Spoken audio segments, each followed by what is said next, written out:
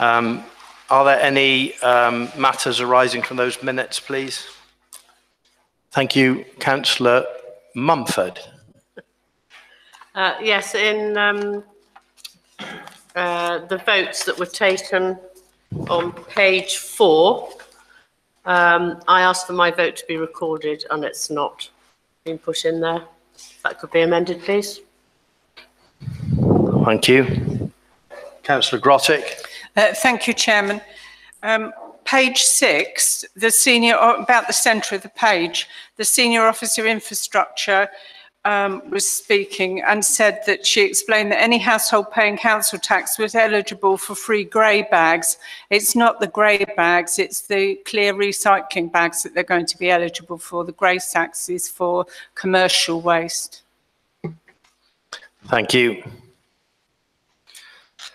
So can we please have a proposer to confirm as a correct record the minutes of the meeting of the Council of the Isles of Scilly held on the 5th of June 2018? Councillor Sims. Thank you. Thank you, Councillor Dorian Smith. All those in favour, please. Any against? Thank you. Item 3 on the agenda, Chairman's announcements. I would like to mention that it's the memorial service of Thanksgiving for Lady Mary Wilson this coming Thursday at 2 o'clock in the church, for any members that are not aware, and if you could make that known to others who might wish to know. Thank you. I also have an announcement about water. As you members will appreciate, during this prolonged period of dry weather, the water suppliers across the country are promoting water-saving messages and taking measures such as hosepipe bans. Members will be aware that drinking water is a critical and precious resource on the islands. We are in danger of running out of water if we are not able to reduce the current levels of demand. The water and communications teams have been working to promote critical water-saving messages across the islands, and particularly with regard to the public supplies that we operate on Briar and St Mary's. Members are in a unique and influential position to communicate the urgency and importance of saving water to residents and businesses on the islands. I'd like to hand over to our lead member for Place, who will run through some of the information you should know. Thank you. Yes, as you'd expect, levels in the boreholes and wells are lower now at the start of this season than at the end of last summer. Lack of prolonged periods of rainfall mean that our inland wells and boreholes are not being replenished. Seawater intake and the desalination plant is not a limitless sort of water. It cannot meet the shortfall between what we can produce and the demand that is placed on the public water supply. It is also very expensive to produce water in this way. So we are asking that everyone makes every effort to reduce the amount of water that they use. And the council has produced leaflets that will be hand delivered to households and businesses on the islands, and a copy is available for us, members.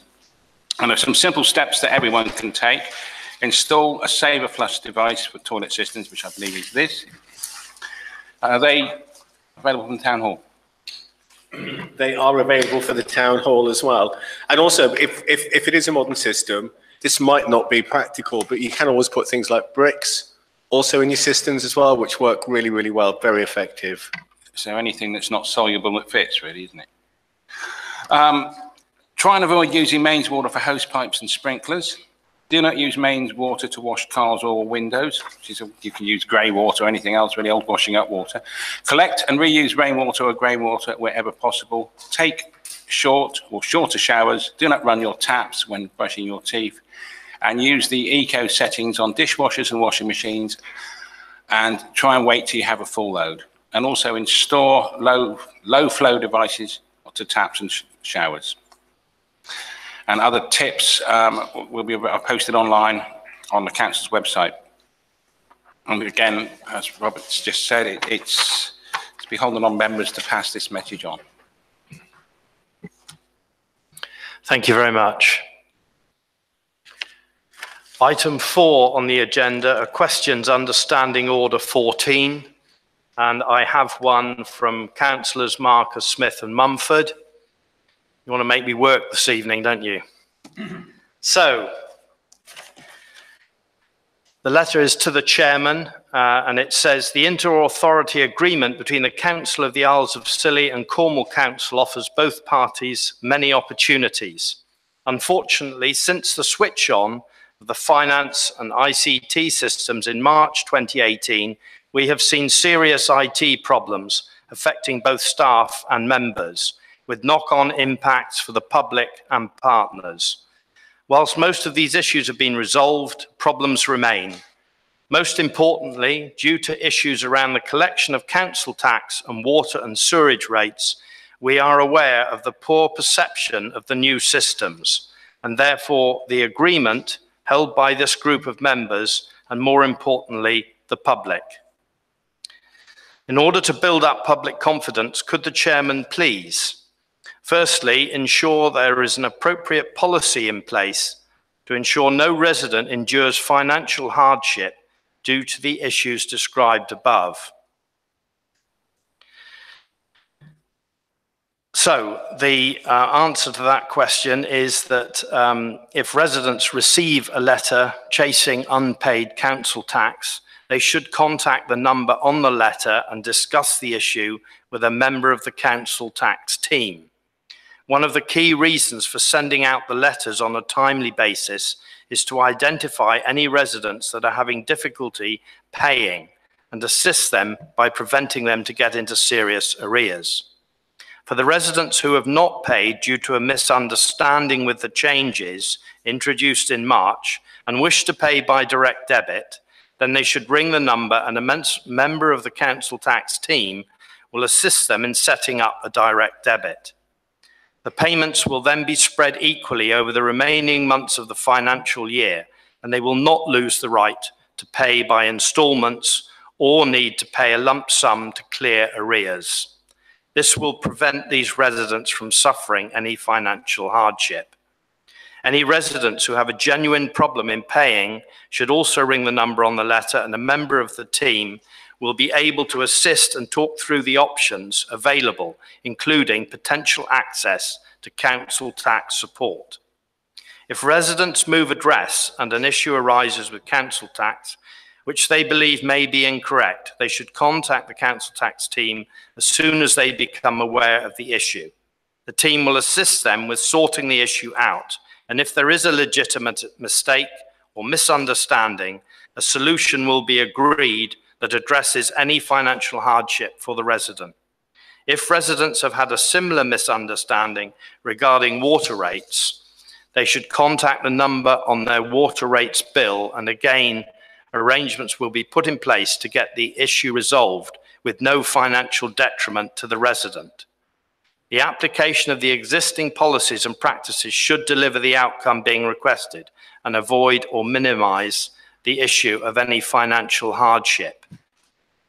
But on that first question, do members have any further questions, please? Councillor Smith. Thank you, Chairman, and thank you for your response.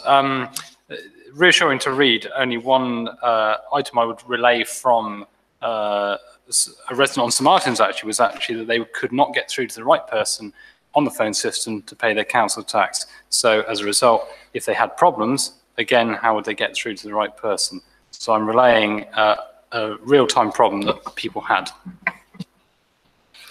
I would say, Councillor Smith, that I realise we have had this problem, but I do understand now that it is working. Is that a satisfactory response, or do you want to speak to the Chief Executive Officer? Well, I'll take that as a response, but certainly would like to revisit the issue to ensure that it continues to work and is working properly. Thank you. Thank you. Councillor Mumford. I also have a resident of St Mary's that actually was on, waited 45 minutes and couldn't get an answer, which I don't think is acceptable. Right. Okay. Any other issues, please, on that first question? Okay, I will move on to the second question, which is to discover what the current collection rate of council tax and water rate is, and if there will be any shortfall in the revenues this year. The council tax collection rate for the first quarter is 30.34% against a target of 29.11%, with £578,475 having been collected. Therefore, collection performance is slightly above target and on line to deliver the 97.5% target for the year. This compares with the actual performance for 27-18 of 95.48%. In addition, there are now 533 residents paying by direct debit, compared with 168 last year. Of the 1,192 notices that have been issued, which require payment, we have received a payment in full or part against 919, which is 77% of these notices, with 273 not making any payment. A number of these will be for small sums where residents are in receipt of benefits and get council tax support. A total of 462 reminders have been sent out to date, which will include reminders for unpaid amounts from last year. In terms of water rates, demands have been issued totaling £708,000. Of this, 271,921, which is 38.4%, has been received at the end of the first quarter, which is slightly ahead of target, and there are no concerns currently with collection rates. There are now 366 residents paying water rates by direct debit, compared with 120 last year. So could I have any questions on that, please? Thank you. The third question that we have is to describe the practical steps that are being taken to ensure the resolution of these issues and the ownership of the project as a whole within the Council of the Isles of Scilly. Reminders are being,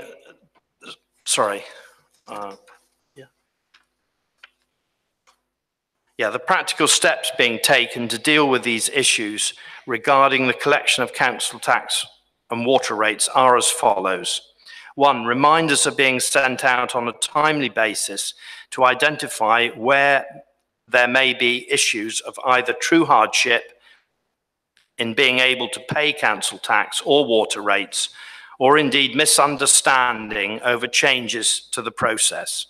Council tax and sundry debt staff will work with residents to address both issues and will aim to prevent any financial hardship on residents due to misunderstandings to the changes and help minimize the impact for residents who have a real difficulty in paying. 2, a form to elect to pay council tax by direct debit will be put on the Council of the Isles of Scilly website. 3, a member of the council tax team will visit the islands on an arranged date, which will be published and communicated to residents by the Council of the Isles of Scilly to offer a drop-in surgery for any residents who wish to discuss council tax issues face-to-face. Number 4, both council tax and water rates collection performance will be reported to full council on a quarterly basis by the Section 151 officer in their quarterly financial report. And number 5, the chairman of the Council of the Isles of Scilly is also chair of the sponsor board and can take up performance issues directly with colleagues, providing the delegated services in Cornwall Council. Are there any questions on the third part of the question, please? Councillor Grotte. Thank you, Chairman. It's not a question so much as a comment and a thank you. The Chair and I went to have a meeting with the manager of Lloyds Bank, and David Stone was very helpful and explained his view of where where the problems might have emanated from. He offered to have just to proofread, if you like, any letter that the Cornwall County Council might be sending to our residents to see if there might be any practical problems in the future. And I think that sounds an eminently sensible idea. So it's obviously on the table if it's required. If the same letter had been sent with regard to council tax as was sent with regard to the water and sewage collection, Mr. Stone is of the opinion that there would not have been the problems that we currently face. Thank you. Councillor Smith. Thank you, Chair. Just a question then on point 5 then. In a sense, will you be taking up performance issues directly with colleagues providing the delegated services, given the poor performance of some services? I will. Thank you. Any further comment, please, on this item? Thank you. Agenda item 5 is to consider reports from committees, including the receipts of minutes or draft minutes for information. Do I have any, please? No, thank you.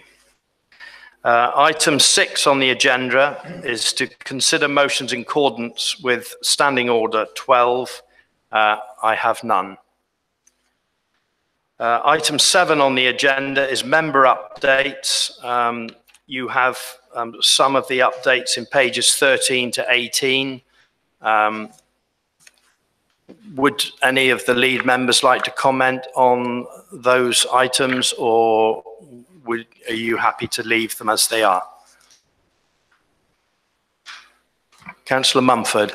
Could I ask the lead member for place the question, please? You may. You may. What about the airport charges?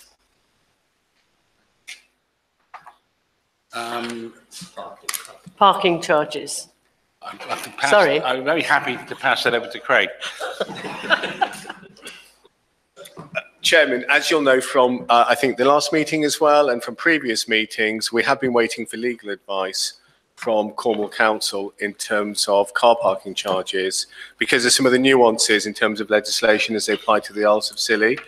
So I have now received some legal advice, but that in itself has created the need for additional legal advice before we can actually implement measures in terms of introduction of car parking. I think it's safe bet to say now that because of some of the steps that we have to undertake on the basis of that legal advice, that actually we will not be charging car parking, I think, for the remainder, certainly of this season. But at least there is a way forward that we think is going to be a sensible solution, and hopefully it won't be particularly complicated from a legal mechanism either, or indeed an enforcement mechanism.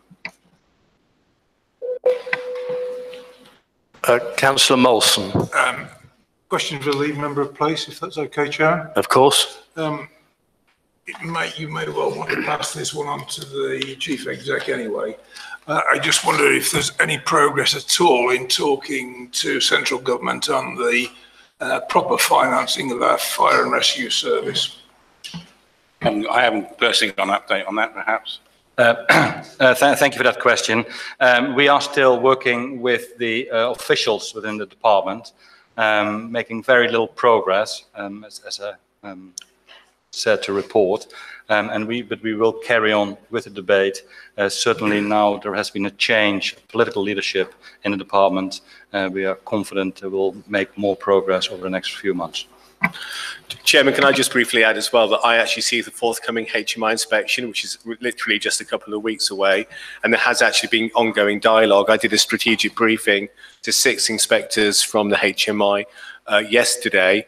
I see that potentially as an opportunity as well to actually make our case, given that some of the kind of logistical challenges that the HMI are actually understand now, hopefully.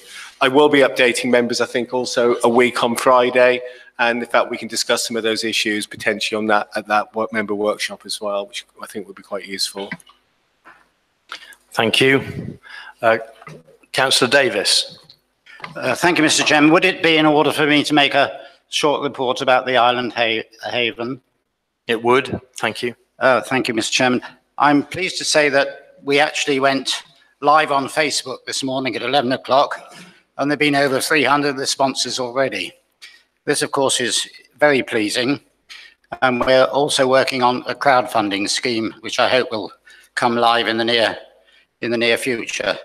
As I think everybody realizes now, I'm very keen on this because it clearly is a facility that will benefit or may benefit. We're all liable to need the benefit, should I say, in the future, if not now. And once we've made the initial,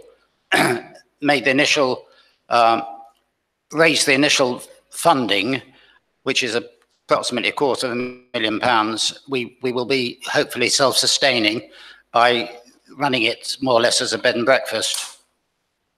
We have BACS is up and running, but larger amounts can obviously go straight to our treasurer, David Grottick. We are also still awaiting charity status from the charity commissioners. This was applied for right at the beginning of May.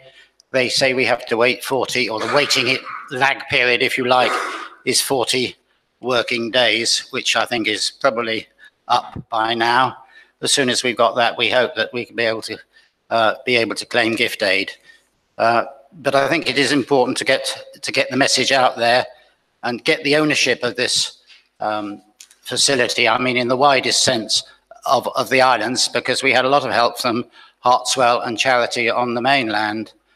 But we've elected to go on our own, and it's going to be a considerable effort to raise the initial fund to purchase or get legal title, probably a lease in the initial stages of the property we've got, but it's ideally situated, and I would hope that you can spread the word now that it's out publicly and we are open for donations. Thank you, Mr. Chairman. Thank you. Councillor Sims. I have 2 or 3 things. Firstly, just briefly, the fire at Carn Friars. It went up very quickly, and the fire crews, I think from all the islands came over. They did a fantastic job given the circumstances. The barn went, but they managed to save adjacent buildings, and perhaps more than anything else, they contained the thing because it was tinned, extremely dry everywhere. So I know it's sort of pro forma to thank the emergency service, but I think they really did a fantastic job on that night. Secondly, now this actually what I'm reading out, it doesn't actually specifically mention EGNOS, though it does say EGNOS in the subject. So I'll just hope you understand all this. Land's End this is Land's End Airport, will need to reapply for dispensation for the Global National Navigation Satellite System, GNSS, approach training, which is primarily aimed at the ATC at both Land's End and St Mary's Airport. That's obviously air traffic control. To ensure the interoperability of the procedures, this is supposed to be the simplified version. The procedures, again, this is more centered on Ulster City Airport air traffic control as the approach unit. Skybus crews required to be trained and pass an examination and have a rating on their licenses to be able to conduct GNSS and satellite-based augmentation system approaches. There are no timeframes currently set. However, it looks like Land's End will request an air navigation order exemption for the end of at the end of October to conduct training, as soon as the chief pilot is in a position to guarantee training time to air crews.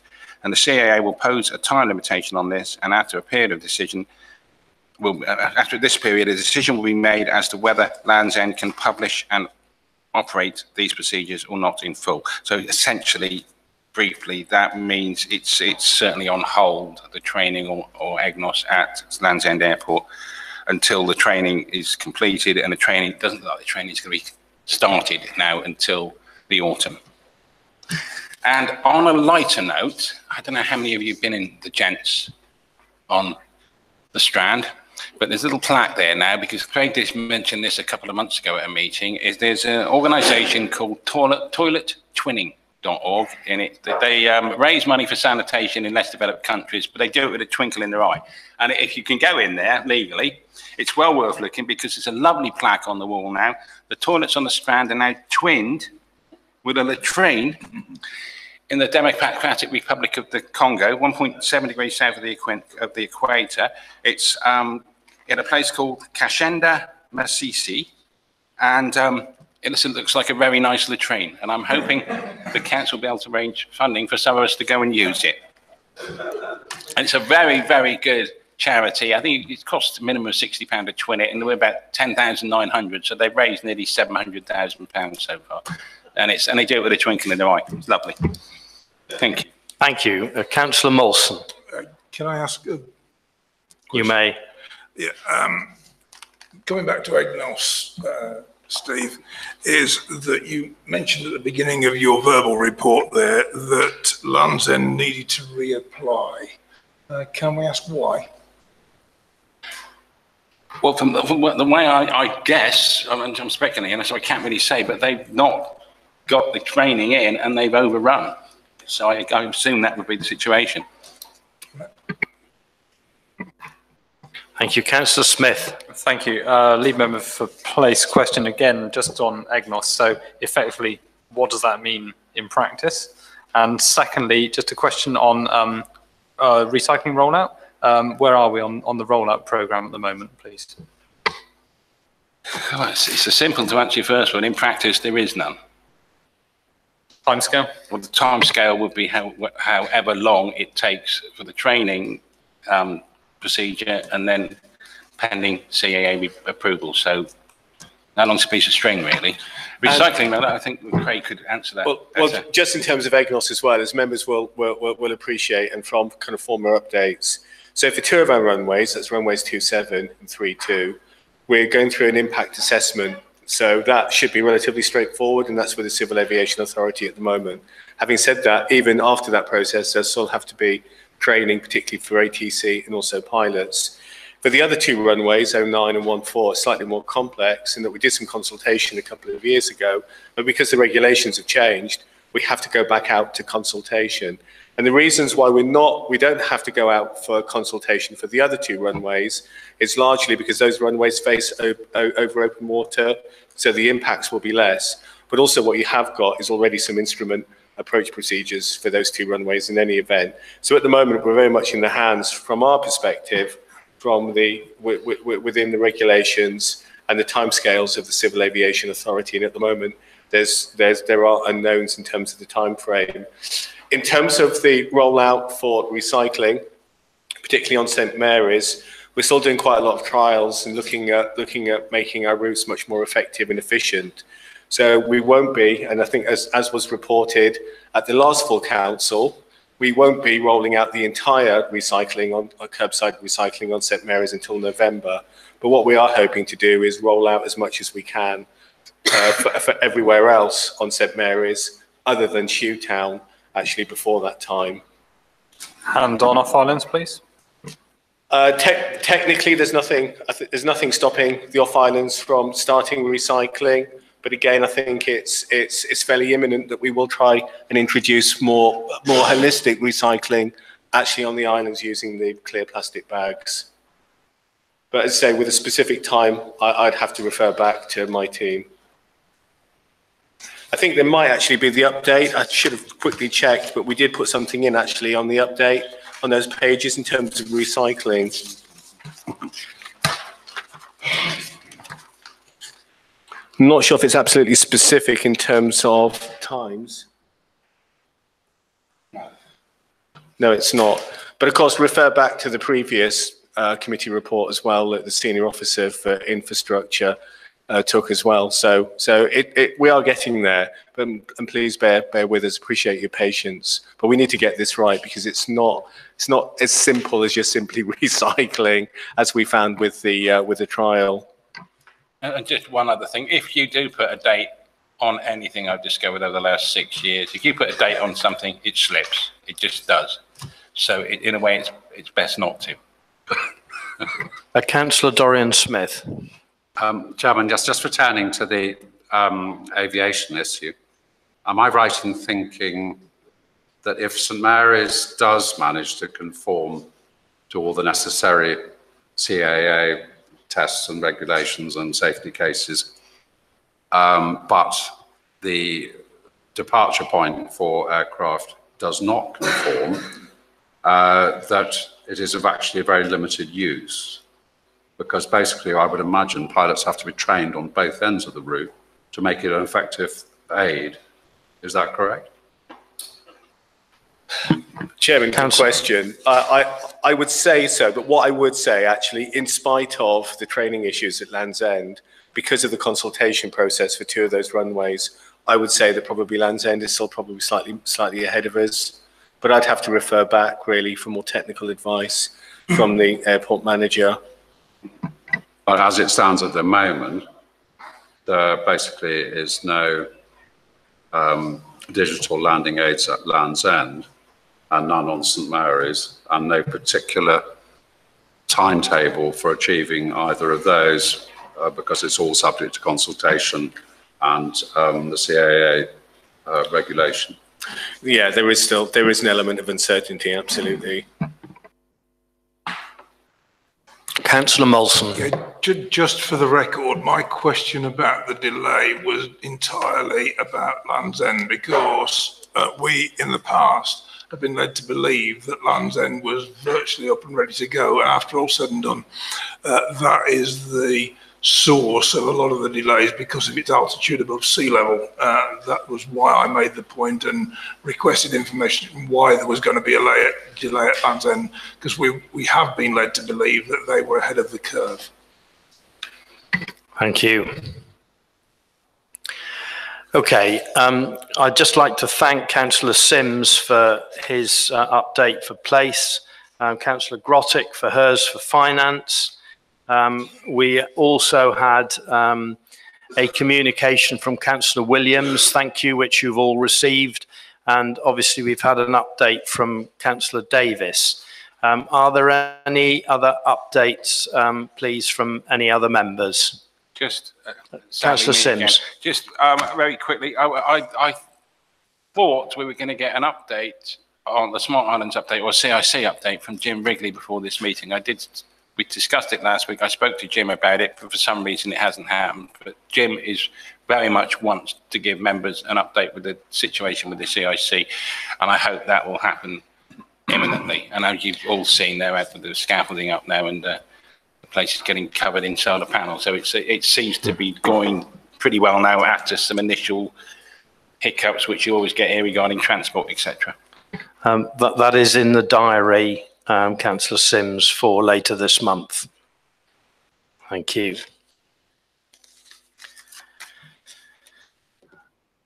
Item 8 on our agenda is urgent items, which I do not have any. So we now move into part 1, and I would like to hand over to Lisa, our planning officer, please, for item 9. Thank you. Thank you, Chair. This is an application for planning permission for an extension to the existing agricultural building at Middletown on St Martin's. The small extension will align with the existing building and will be used for fishing and lobster pot storage in connection with the applicant's tenanted land. Site is well screened. It's not very clear images. That's the existing building. Site is well screened, and based on the design and materials, it's considered to be acceptable and is recommended for approval.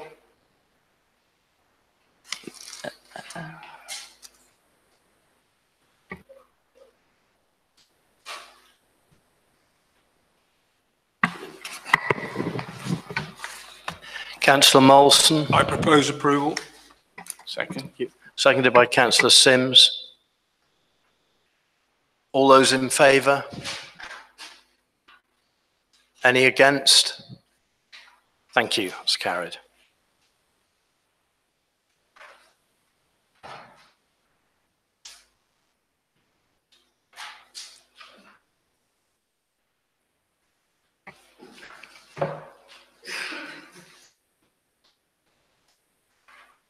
Thank you.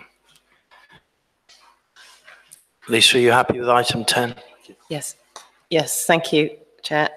This is a revised application to that approved at full council in September 2017 for an extension to the existing nursery facility, which is proposed as an option to fulfil the additional demand generated to changes to government-funded childcare.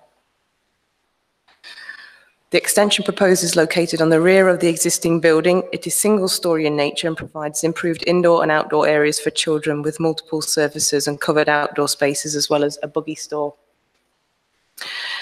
In relation to transport safety, which was raised at the debate in 2017, and the council will be working with the school and the nursery provider to ensure that staff and visitors to the site are not compromising the safety of children, both at the school and at the nursery, with a review to the transport plan. As you'll see from the report, the application, subject to the conditions set out, is recommended for approval. Thank you.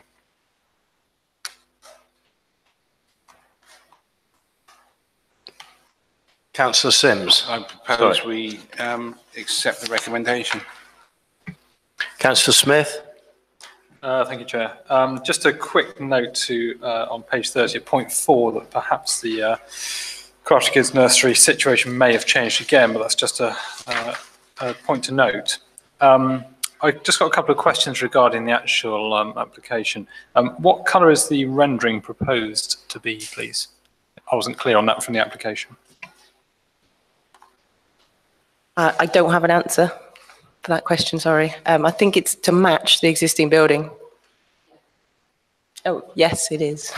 Okay. And just a question on the fencing. It's a 2.1 metre high fencing, which is quite a change from the current situation. Can you explain why the change? Because it would change the character of the area somewhat, I feel. I don't know why they've opted for that height of fence, no. Sorry.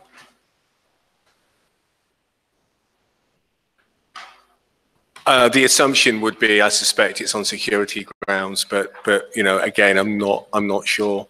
But if that's a particular problem, that's something that we could actually add a condition, and we could maybe seek a negotiation if that height fence is considered to be too high. My personal feeling is that yes, it is quite it's a significant change actually to the external appearance. Councillor Williams. Thank you, Chairman. I fully support the principles of the application. I'd just like to explore if we could beef up a recommendation around the conflict between potentially small children and the traffic. We spoke about it at the last meeting, and there was discussion about what may or may not happen. I wonder if we can actually put it in black and white that we will ensure we do all we possibly can to mitigate the risk between users of the site and the vehicles, which are not insignificant in going down to that particular part of St Mary's. Chairman, just very briefly on that, we are actually reintroducing the travel group for the whole health and wellbeing and school hub. And in fact, we're meeting tomorrow to actually discuss that very issue. And what we will be looking at is reviewing the travel plan again for the whole campus. Councillor Williams. Just to come back, can it be put in black and white as a condition of this plan that all mitigating factors will be considered? I know you talk about the travel plan and the group, but I'd just like something a bit more concrete that we can hang our hats on rather than just a group that we really don't have much input into. Chairman, I think for the issue for us in terms of conditions is that, you know, it has to be kind of relevant, appropriate and proportionate, I think, to the application in itself. And I think there's a danger that if we actually strengthen the condition to the point that we put lots of mitigation in, you know, there is a possibility there could be a breach of that condition if it's overly onerous.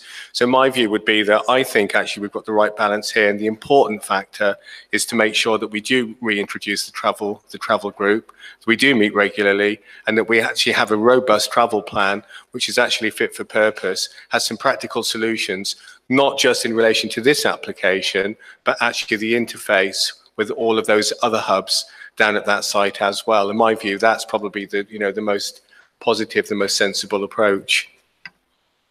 You then have to share what the travel group discuss and the options put forward with members so we know what's being discussed. Chairman, very much. And of course, that will be reported back to the Community Safety Partnership as well, which obviously, you know, some members around this table actually, you know, do actually attend. So yeah, absolutely, no problem at all. Thank you. Councillor Smith. Thank you, Chair. I mean, I fully support what Councillor Williams has said, and I actually feel very strongly about this. I think the traffic management around that site actually needs to be massively strengthened, and I'm not at all convinced myself that a travel plan is actually going to provide the effective protection that small children coming out of that nursery actually need. And I personally like to see a condition put on in this application. Councillor Legg. I share Councillor Smith's concerns about the height of the fence. I understand that our assumption is it's to do with safeguarding. However, I would consider that childcare should always have members present working there. And social isolation, by walling off our children, they are being cut off from the community. There's a balance to be struck, but that's a bigger debate. Thank you.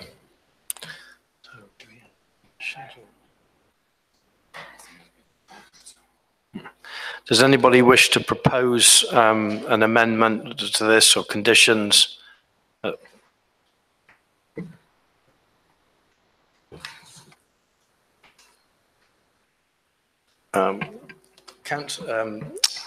Aisling Khan.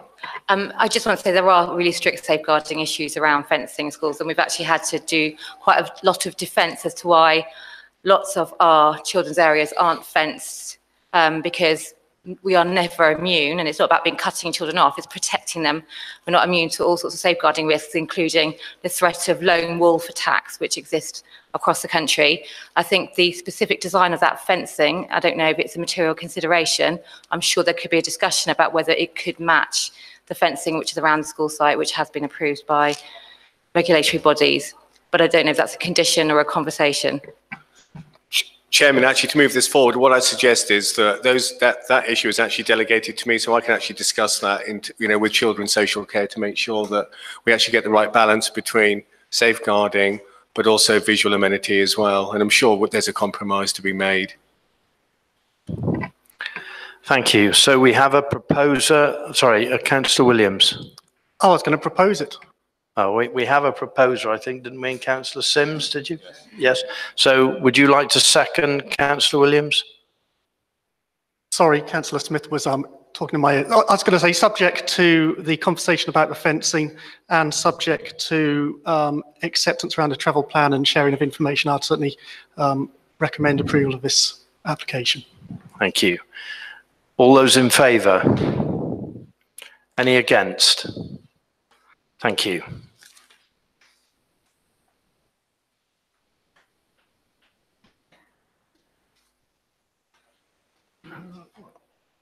Item 11.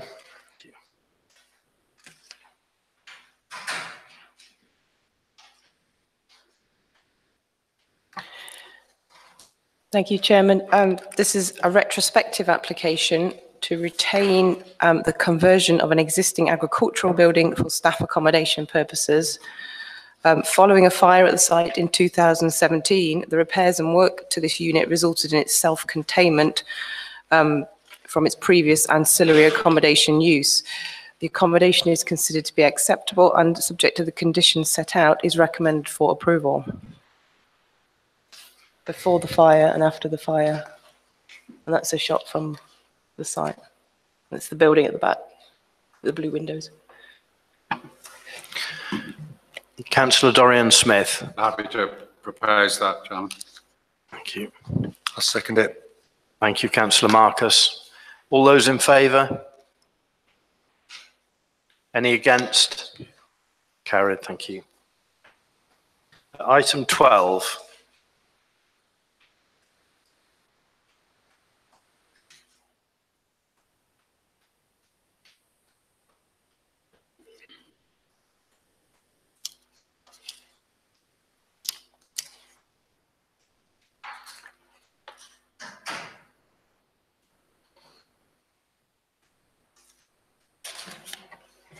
Okay, thank you, Chair. This is an application for a new detached unit of residential accommodation. The site is well situated relative to existing holiday accommodation at Old Grimsby on Tresco. And whilst the accommodation is large, it is not considered to be out of character with the site and development around this area. The applicant has set out a clear intention to increase visitor numbers, as well as enable the possible Possibility to extend the length of the tourism season, specifically large accommodation comprises ensuite accommodation, which would enable specific interest groups to book together, so not necessarily family groups, which is not currently provided on Tresco. Officers consider that the accommodation would be in accordance with policy 4 of the current adopted local plan and is recommended for approval.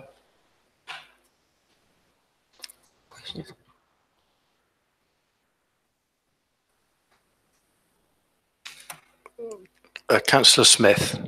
Thank you, Chair. Just looking regarding the conditions, I think on page 72, the condition 10, I think, is completely appropriate. There was a bit disappointing not to see that actually specified in the application regarding sustainable design, renewable energy measures, etc. I also noticed, I think I'm right in saying that the landscaping scheme isn't specified in the application. And if it isn't, then I would propose that it should be a condition. Okay. And lastly, regarding, and we did have a discussion on this on the site visit regarding the colours of paintwork, whether that has been specified by the applicants or not. Just checking. Yeah. Oh, you're right, it's not. Yeah, that can be conditioned, yeah, landscaping, yeah. Therefore, I would propose to accept the application subject to those conditions being added, please. Councillor Marcus. I'll second that as well. Thank you. All those in favour? Any against? Thank you. Item 14, sorry, item 13 even. Chair, this is an application for a detached multi-use space at Tresco Hotel at Old Grimsby. This is to add to the facilities on offer at Tresco and provides the opportunity to increase specific specialist interest tourism groups to the islands. Examples being given as an increase in demand for yoga retreats and guitar breaks. The applicant has submitted an additional letter to explain that Tresco believe that there is a strong market for special interest groups who will come and enjoy the myriad of unique, I'm quoting, sorry, myriad of unique features that the islands can offer, and that this approach conforms closely with the draft plan policies and the objectives of the destination management plan. Proposal is a low-rise, well-screened building in keeping with other buildings at this site. Tree screening will be retained, and it's concluded that there will be no adverse impacts as a result, and on this basis the application is recommended for approval. Thank you. Councillor Sims. I'm happy to propose this. I don't really wish to make this a condition, but could possibly discuss with the applicant some way of deadening the acoustics, because I know that the one on St Martin's you can't, in the hall there, you can't actually talk in there to a large group of people who can't hear it. The community centre on Tresco, the acoustics are unbelievably bad in the room. And if there is and if this is built and it's a similar situation, it seems a lost opportunity. Just a discussion. I don't want a condition, just a discussion to make it, to deaden the acoustics in another hall over here, because it sounds trivial, but it is quite an issue in some of these other buildings. Thank you. Councillor Legg. I'd second Councillor Sims's comment about acoustics. Not that it needs seconding, but yeah, I'd echo it. No pun intended. Councillor Smith. Thank you, Chair. Just to answer Councillor Sims's question on St Martin's, actually the acoustics have been done in the hall and it does sound an awful lot better, so there are things you can do. Just referring to page 76, point 2, regarding the roof panelling, has the colour been specified for the roof panelling, please? Say that again, sorry. The roof panelling? Roof panelling colour. Oh, colour, no. No, it hasn't. Would that be a condition? Yeah, we can get that conditioned, yeah. And same comments on landscaping as well. I don't think it's detailed. So with those Lisa, do you wish to comment on the previous question? On the acoustics question? Yes. Well, we certainly couldn't condition it because it's a building outside of this application to consider, but just awareness, really. Yeah. I'm happy to pass Yes, the message on. that's what I wanted. Yeah. Okay. I just have one little question regarding Jonathan's last comment. Can we make a condition about colour without specifying the colour? I don't quite get it. Well, we can condition them to submit a colour. We can specify a range of colours, or we can specify a specific colour, or we can ask them to get an agreement on the colour. So that's fine. It comes from the planning department as opposed to us with a Dulux catalogue. It's the design guide, isn't it? There's some guidelines in the design guide. Thank you. With those amendments, I'd like to propose that recommendation. Thank you. Is there a seconder, please? Councillor Sims. All those in favour? Any against? Carried again. Thank you. Item 14. Thank you, Chair. This is the second application for a new detached unit of residential accommodation on Trescote. The site, again, is very close to where the agenda item 12 was. Well situated relative to existing holiday accommodation at Old Grimsby. It's, again, large. It's not considered to be out of keeping with the site and development around this area. The applicant has, I'm repeating what I said the first time around, sorry. The applicant has set out clear intention to increase visitor numbers as well as enable the potential to extend the length of the tourism season. Again, specialist interest groups, not necessarily for families, and the application is considered to be acceptable and is recommended for approval. Councillor Marcus. Can we transpose the conditions, the additions from the last one to this one? And if that's the case, I propose the recommendation. Thank you. Do we have a seconder? Councillor Watt. All those in favour?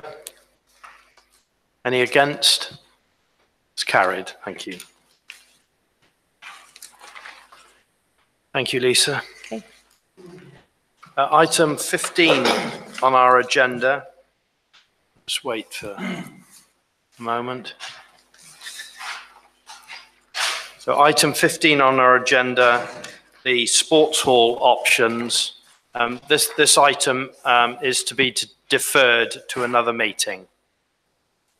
Thank you. Item 16 on the agenda. Sorry, Craig, would you like to comment on that? Yes, just Chairman, just really briefly. So there are various documents actually before you in the appendices. They're to ensure that the Fire and Rescue Service comply with the national framework. You'll see that the annual assurance statements are very much backward looking. They've already been submitted to the Home Office because that is a statutory requirement. And you'll see that rather than doing a 3-year plan this year, we're doing an interim integrated risk management plan. And that's to ensure that we have sufficient cover for this year, but also it buys us time so that we can do a much more comprehensive 3-year plan, which will involve community engagement and consultation, but also that it's so that the timescales actually align with the Cornwall Fire and Rescue Service plan, which makes much sense given that we are in collaboration with them as well. Are there any questions, please? Councillor Watt. Mr. Chairman, just a general question, really. What's happened about regular emergency planning exercises? Because we used to have at least two a year, and which involved all the emergency services, but also ancillary services such as accommodation providers, transport operators, and so on. Are there any exercises planned for the future?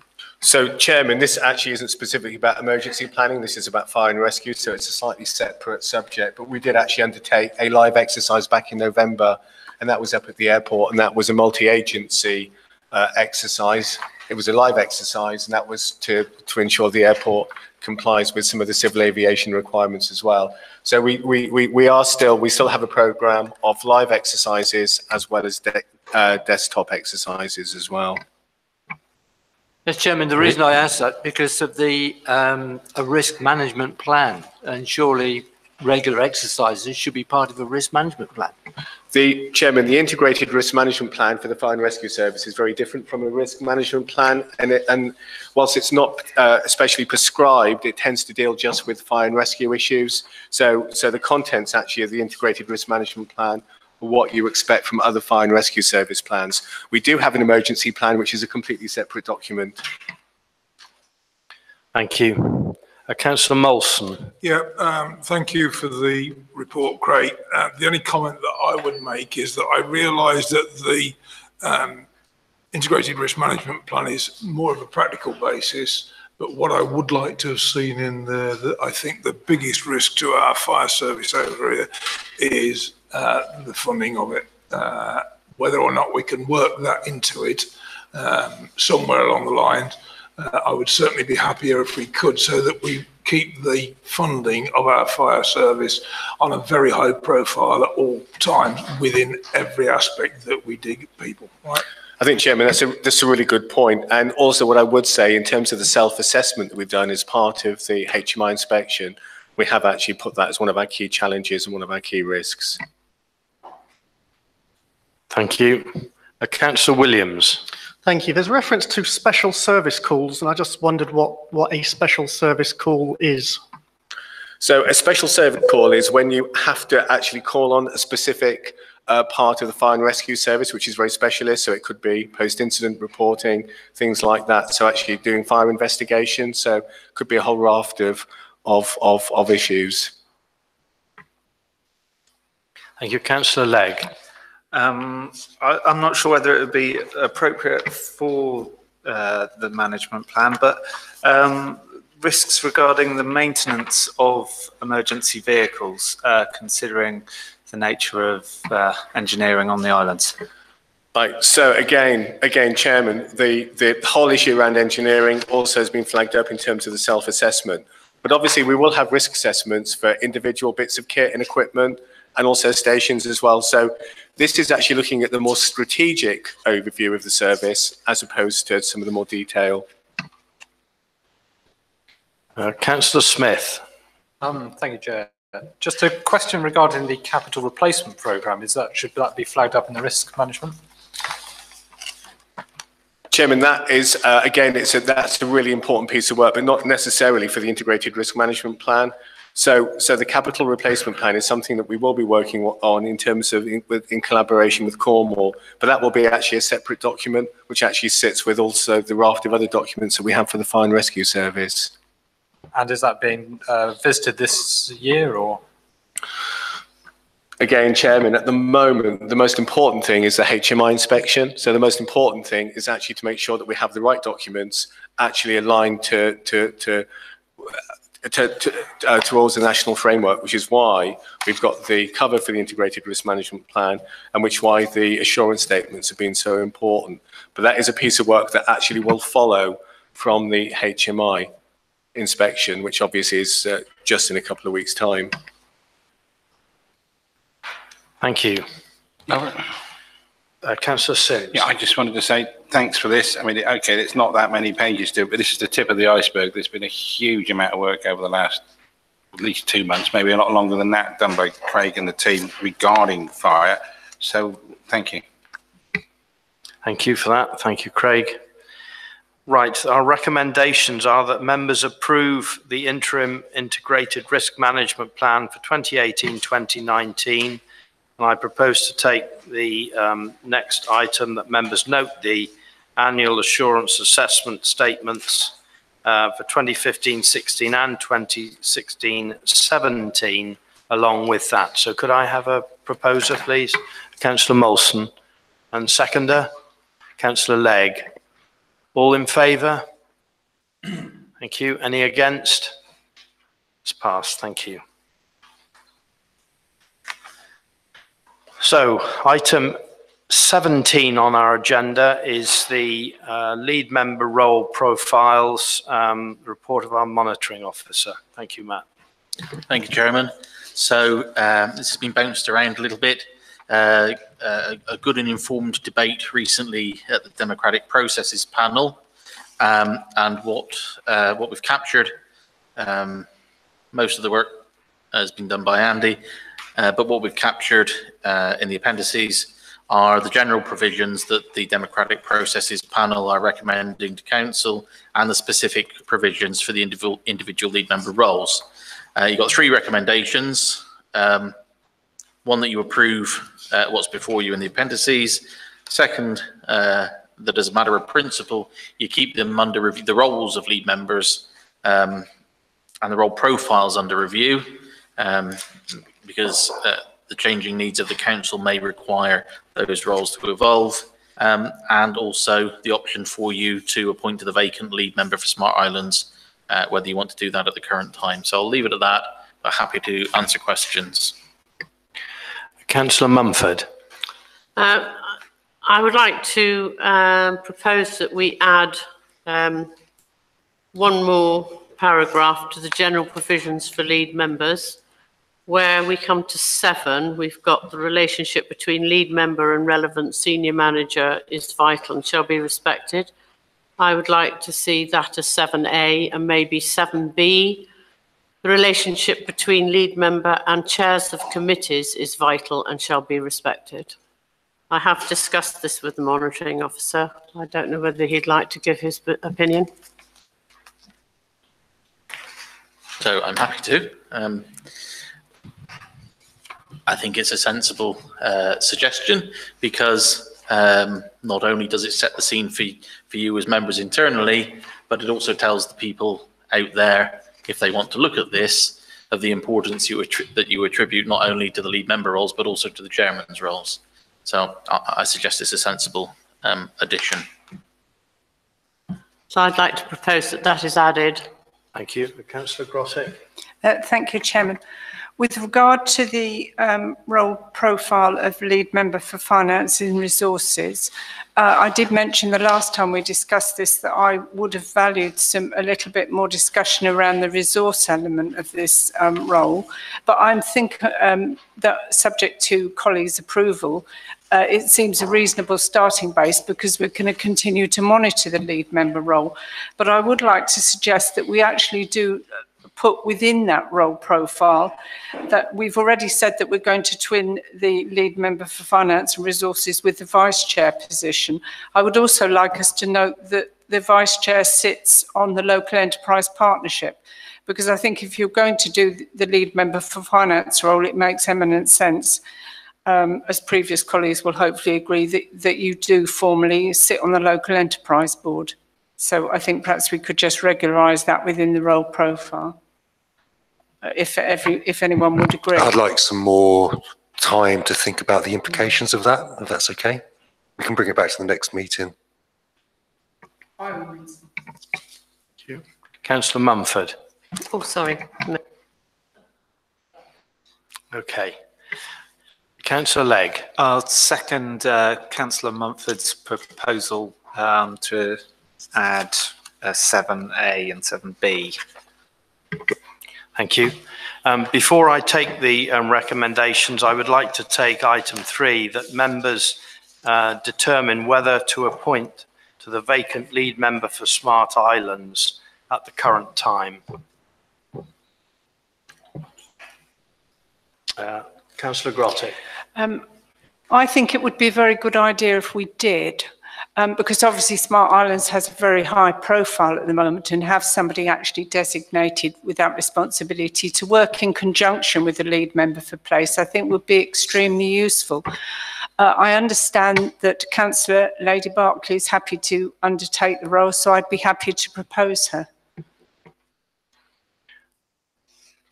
Any other comment, please, or do we have a seconder for Councillor Barclay? John, thank you. Councillor Smith. I was just going to comment on the overall document, say, agree that it's been a very useful discussion, I think. Just one point to note, I think, is that we've discussed a lot around communication roles, and I would just say that the roles of communication lead members are very much linked to the roles of communication that we have throughout the council, so I'll just make that as a point to note. Thank you. So I have a proposal from Councillor Grottick and seconded by Councillor Dorian Smith to appoint Lady Barclay as the lead member for Smart Islands. Sorry, Councillor Sims. I would be delighted to have Councillor Lady Bartley on the Smart Islands. Just before we do that, are there any other members who may well be interested in doing the role before we? I'm anticipating a lot of blank stares, which is what I'm getting. Okay. Thank you. So could I please have a show of hands for Lady Barclay? Any against? Thank you. Councillor Barclay is appointed lead member for Smart Islands. So I'd now like to take the recommendations number 1 and 2 together, please, that members approve the proposed titles of and revised role profiles for lead members, that the roles of and role profiles for lead members continue to be kept under review by the Democratic Processes Panel, and that we incorporate Councillor Mumford's proposal. So, I'll propose those recommendations. Thank you. I'll second that. Thank you. All those in favour? Any against? Thank you. It's carried.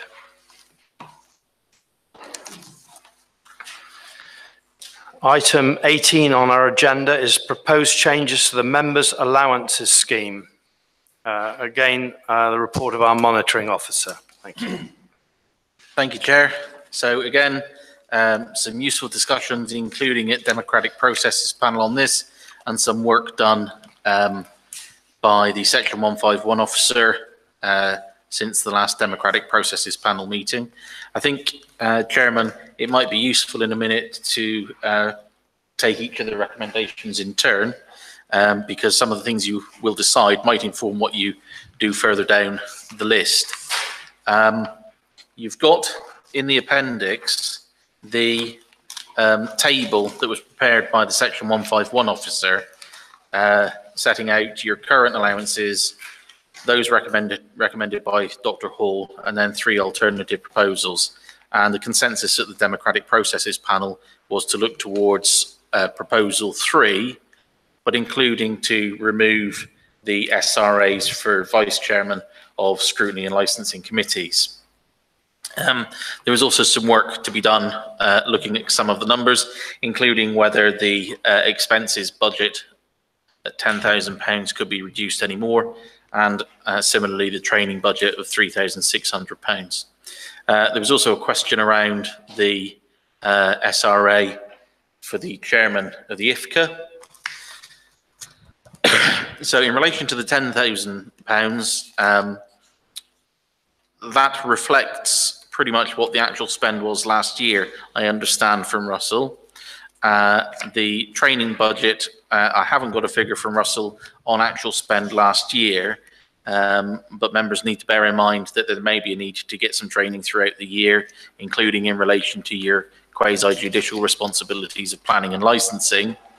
In relation to the SRA for the chairman of IFCA, it's a bit of a circular argument. So whilst you could say, let's not pay that, let's ask the IFCA to pay that, if you do that, the IFCA is likely then to come back and say, well, yeah, okay, we might, but let's have the money, please, because this council has a statutory responsibility to defray the expenditure of the IFCA. So it will be moving money from one place to the other, and in the context of the overall budget, you haven't got a net gain there. So you might just want to live with that for 18-19.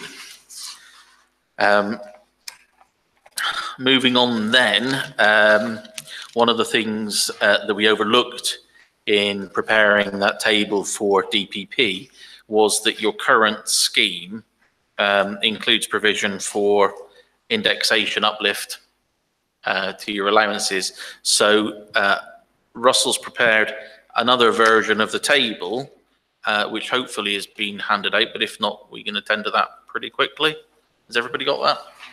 Yeah, great. So, so if we focus in on proposal 3 again, Russell has reduced the expenses line to £9,000 and also reduced the training budget by £1,200. He says that there's a bit of a risk around reducing the expenses budget because it's now at a level below last year's actual spend, but you know, you're still a number of months to go, so you may not achieve the same spend as you achieved last year, but if you do, you're going to have to find it from somewhere. But with the 2% uplift that he's applied, and with those changes to expenses and training, you still come in slightly under budget or slightly under the available funds, the princely sum of £278.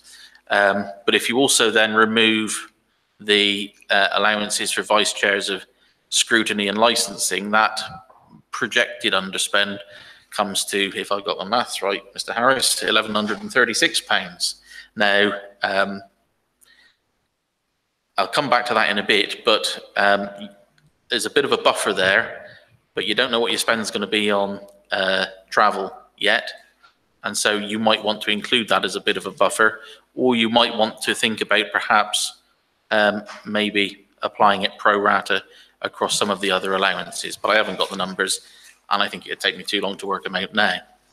So I'm happy to take questions, but in that context, I think I'll leave it there.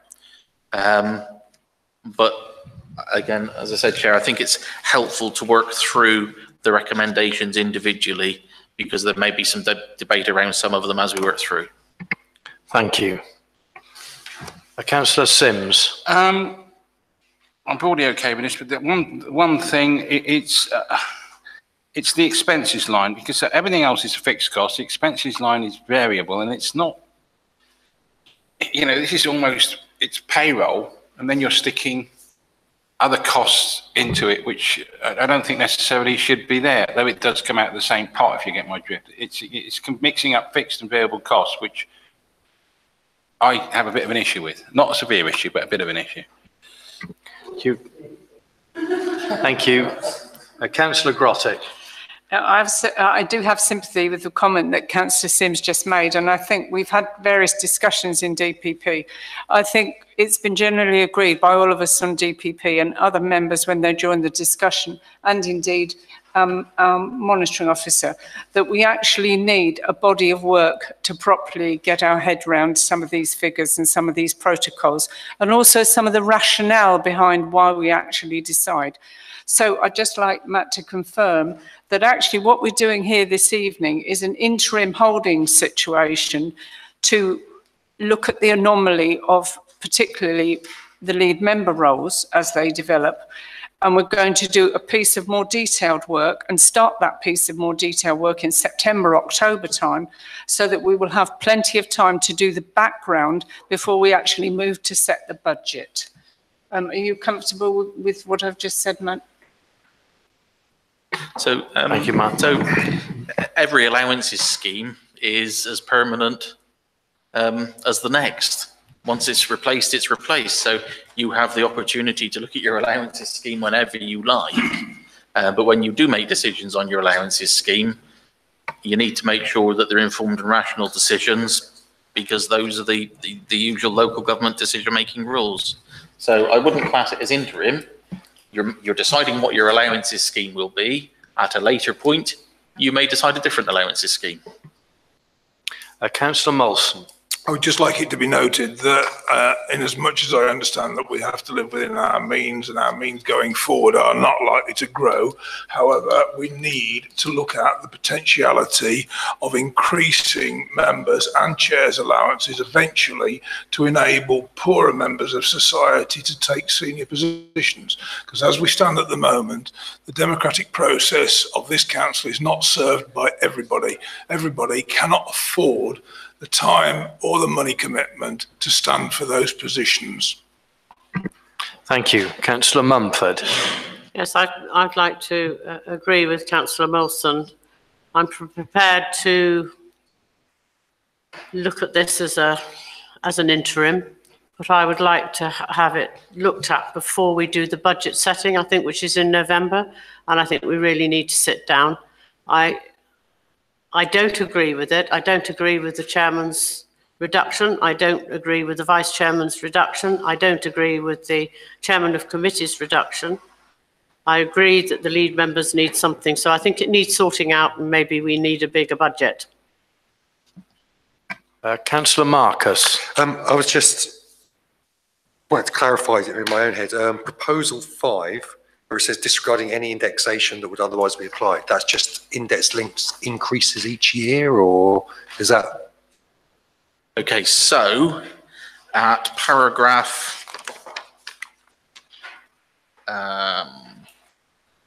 12, yeah, I gave 3 different options as to what you could do. So your current scheme provides that members' allowances will be index linked, and the legislation allows you to index link allowances for a period of up to 4 years.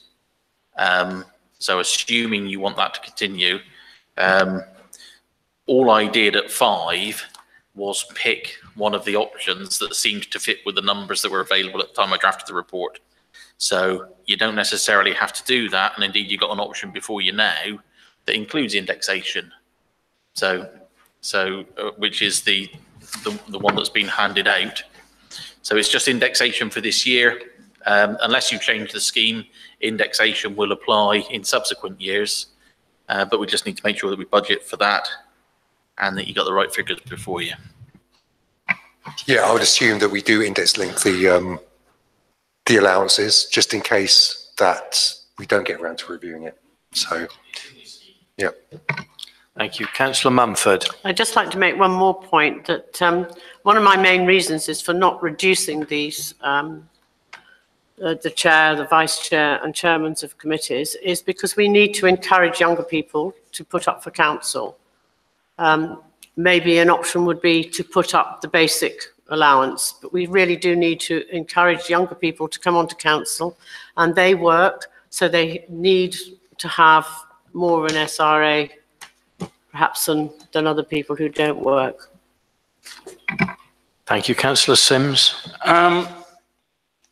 I was watching this Sunday Politics Southwest, I think this week or last week, and apparently, I believe, and you could probably educate me on this, council basic in Cornwall is about 12,000, isn't it? Goes to the 14. Well, and there's 120 of them, something like that. Okay, I mean, maybe that's next week. I don't know. But the thing, I mean, I don't wish to disparage people at the councils in Cornwall. There's 123 of them that probably do a little bit less than that we do as individuals, given there's so many of them. But they're getting 4 times, well, yeah, 3.5 times. They've also got about 3,500. Sorry. I'm not suggesting our basic goes up to 14,000. I think that would be rather too much. However, we are disproportionately badly served on this, and it is a discouragement to people coming on the council.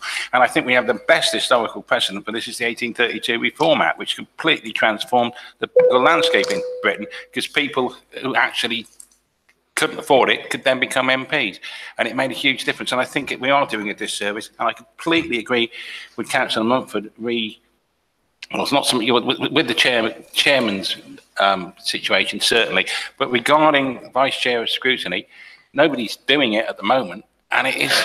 I've been vice chair of 2 committees over my course of time being the council, and being vice chair of scrutiny was easily as hard as being chairs of those committees in terms of time, and I've always put more in as well. It's a very onerous, and a lot of reading, which is not necessarily all that interesting as well to do. So I would agree with Councillor Mumford's comments on that. I don't like allowances going down because it's a ratchet effect, because it's a political hot potato. Us voting ourselves money is not liked outside. However, sometimes you have to do these things. Thank you. Councillor Guy. Yeah, thank you, Chair. Just to agree with what's being said around the table. For the public record as well, we had a Dr. Declan Hall here for a period of time going through these figures, speaking to every elected member on the amount of time they spend, phone calls, talking to the public. And I think that reiterates in his recommendation. But I think, you know. Thank you. Councillor Legg. Thank you, Chair.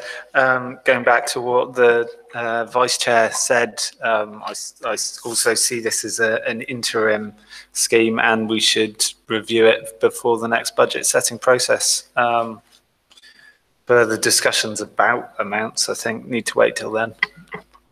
Thank you. Councillor Smith. Thank you, Chair. I completely agree with what Councillor Legg says. I think actually the cuts that have been made to some of the not the lead members and the senior members operating the council are quite substantial, actually, and it's not a good state of affairs permanently. So I would recommend, add an additional recommendation to the proposal that the members' allowances scheme is revisited during the budget setting process of 2019 to 2020, because I think we're all quite clear that actually the budget for members is actually not adequate for the purposes that it's trying to serve. Thank you. Councillor Williams. Chairman, I was pretty much going to make that point. I think we have to accept we are where we are, and at DPP we've been very clear that we don't want to blow the budget. It doesn't set good examples to our officers if we're on one hand adding increases which we can't necessarily afford. So although I totally accept the positions put forward by colleagues, and as one of the individuals whose remuneration will decrease, I'm satisfied that there's more equality, which other lead members will receive some remuneration. So as I said, I think we've got to accept for this current financial year, we are where we are. And I think I can sleep easier at night knowing we haven't blown the budget, and we're also being more equitable with the way we're distributing it. Thank you. Councillor Legg. I'd like to go back to what the monitoring officer said about paying the chairman of the IFCA. The money has to come from somewhere for paying the chairman of the IFCA, and I don't see that not pay. I feel that item 3 in the recommendations should be omitted, is my opinion. Thank you. I think we'll do as suggested by the monitoring officer and take each item separately. So the recommendation is that we approve the following. Number 1, the principle of paying lead members a special responsibility allowance. Could I have a proposal? A seconder, please. Councillor Grottick. All those in favour? Any against? It's carried. Thank you. Number 2, we approve the abolition of special responsibility allowances for vice chairman of committees of the council with effect from the 1st of April 2018. Councillor Sims. A point I wanted to make before. This won't make any difference to our budget at all. We have no vice chair of scrutiny, and the vice chair of IFCA is not a council member. Okay. So I mean, it's absolutely cost neutral. Councillor Marcus. Licensing. We got a vice chair of licensing. Licensing, yes, I forgot licensing. Councillor Grottick. With respect, I take your point now, but you can't, for example, I mean, somebody might change the situation, might change at the next meeting. Somebody might stand down, somebody else might stand up. So you're effectively just factoring it in case. I was making the point because I don't think we should do it, really. Okay. Thank you. So could I, Councillor Legg, sorry. In terms of the vice chair of licensing, that member already receives an SRA, so wouldn't be eligible for the vice chair SRA, so it doesn't have a financial impact for the principal, yeah. Councillor Marcus. I'll propose that recommendation. Thank you. Do we have a seconder, please? Councillor Grottick. All those in favour? Any against? It's still carried, I think, isn't it? Thank you. Item 3 of the list, that we approve the principle that the allowance for the chairman of the Inshore Fisheries and Conservation Authority will only be payable for so long as that role is discharged by an elected member of this council. Sorry. Yes, monitoring officer, thank you. So the reason I've put that in there is that the IFCA is empowered to have its own allowances scheme. And if it chooses to have one, the costs of it will be met by this authority anyway, because you have to defray the costs of the IFCA. I think there's a question mark for me around, and I haven't bottomed it out, the lawfulness of paying an allowance under your member's scheme to a non-elected member who's chairman of IFCA. So it's a precautionary measure to keep us on the right side of the law. Councillor Legg. Just a question around the exact wording of it then. if it was a member of this council who was sat on the IFCA but not as a member of this council, for example, as an MMO appointee, how would that work with the wording? I would treat them as not a member of the council then, and so the allowance wouldn't be payable. That would be the only proper interpretation. Thank you. Councillor Watt. Yes, just a question for the monitoring officer. I believe the chairman of Cornwall IFCA is not a councillor. So what happens in Cornwall? Cornwall's IFCA has its own scheme of allowances, and no allowances are paid to any member of the IFCA in Cornwall under Cornwall Council's allowances scheme. Thank you. So could I have a proposer for number 3, please? Councillor Sims, seconder. Councillor Marcus. All those in favour? Any against? It's carried. Thank you. Item 4, that routinely the role of lead member for finance and resources will be allocated to the vice chairman of the council. Councillor Smith. Can I make a proposal to change that recommendation to that in this council year, the role of lead member for finance and resources will be allocated to the vice chairman of council, but not routinely. The reasoning I say that is because I feel that we could have a vice chair who doesn't have much expertise in finance, and yet we have another member who does, in which case I think we'd be actually tying ourselves up in terms of getting the best out of our members. Monitoring officer, thank you. So at paragraph 15, I provided an alternative, which would be to provide that the vice chairman of council be allocated one of the lead member roles, but without being specific as to which it is. So I think we're saying the same thing in different ways. It's a sensible suggestion. I've sort of almost arrived there myself as well. But if we vote through this one, it does actually say, right, going forward, the vice chair and lead member are then twinned permanently. Which is why I'm providing. So I think we're in agreement if you want to do something. Well, my proposal then would be to revisit it on an annual basis. Could I suggest a Councillor different proposal that we the role of vice chairman has to be a lead member of some description, which is more than that fitting with paragraph 15. Monitoring officer.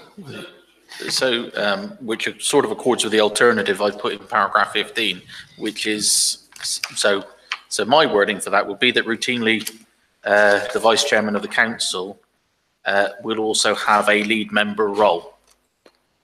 Full stop. I would go with that, yep. Councillor Grotto. Obviously, I declare an interest because I'm currently vice chair and lead member for finance. But what I would say is we've all been talking at length about communication.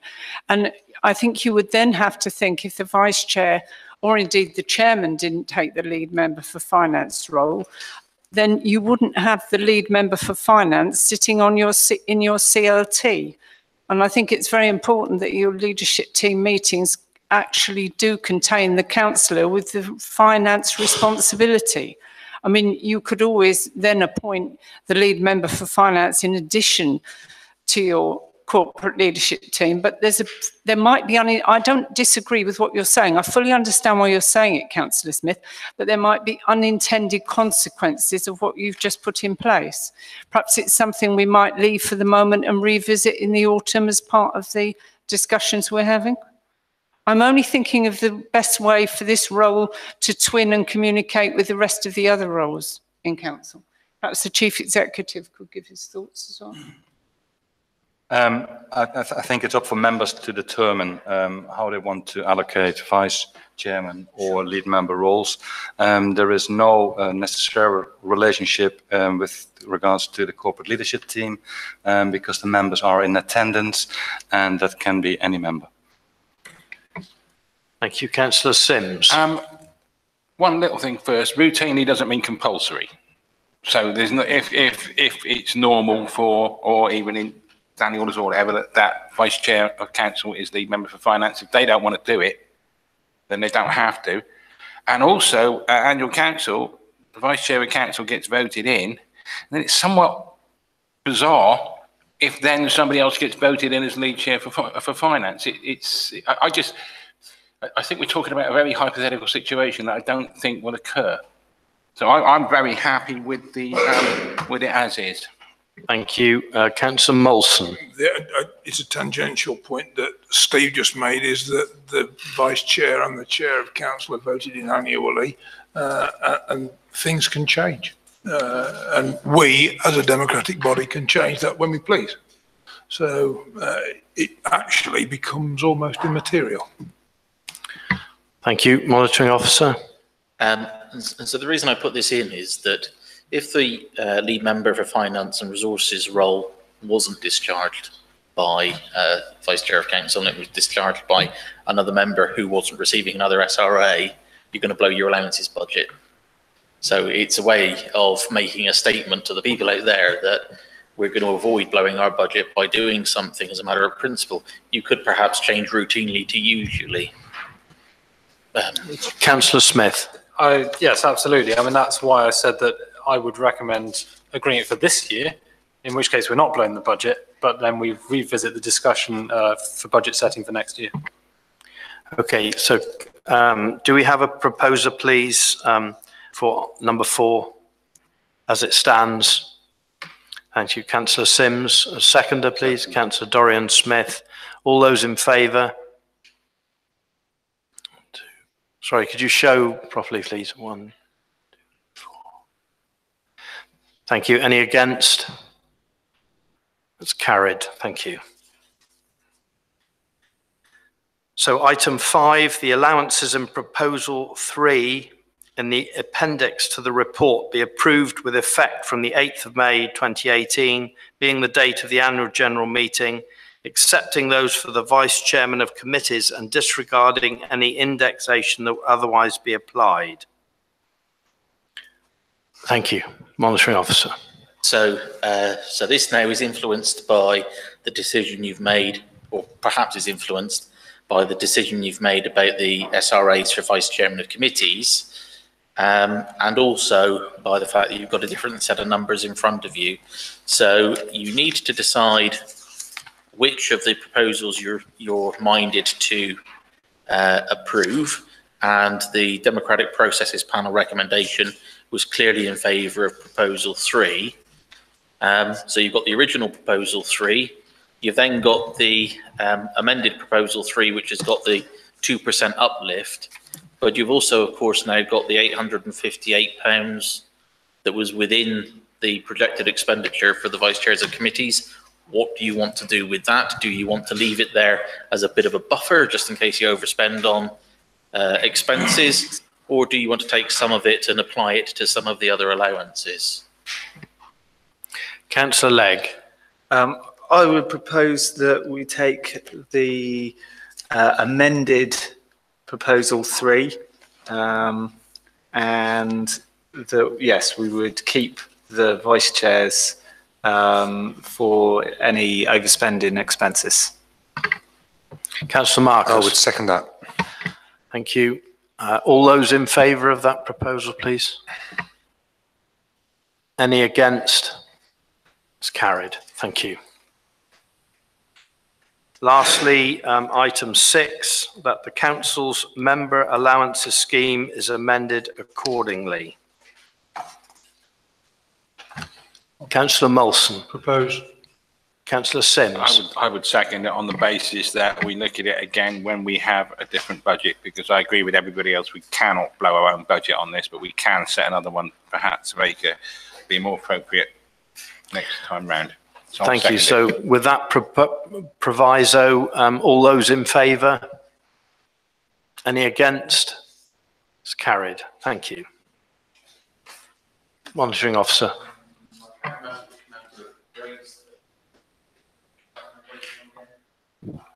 Well, just to clarify, did Councillor Sims just include that in the last recommendation? Sorry?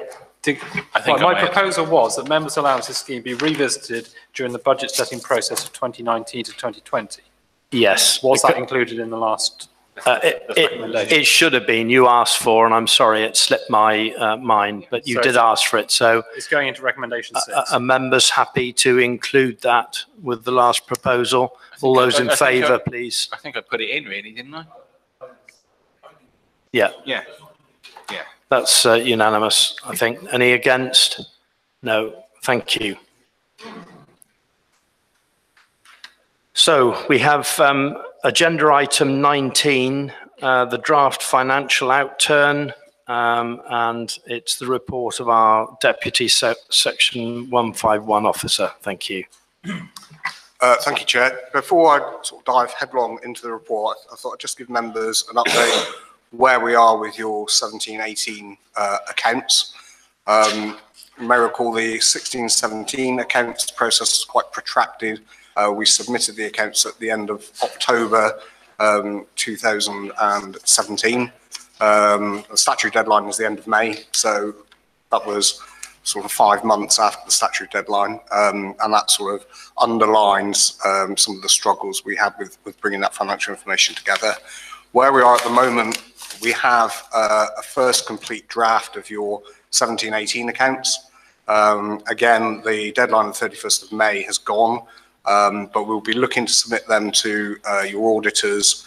We were hoping early next week. It might slip another week as we do our final quality checks to make sure it's as good a quality document as possible, but it'll certainly be before the end of July. So I think that's it's good to start with that really good message, really. So we're submitting at the end of July this year, bringing it back from the end of October last year, so a good 3 months earlier. And that, I think that's good news in itself, but what that also underlines really is that we are making improvements in the quality of your financial information.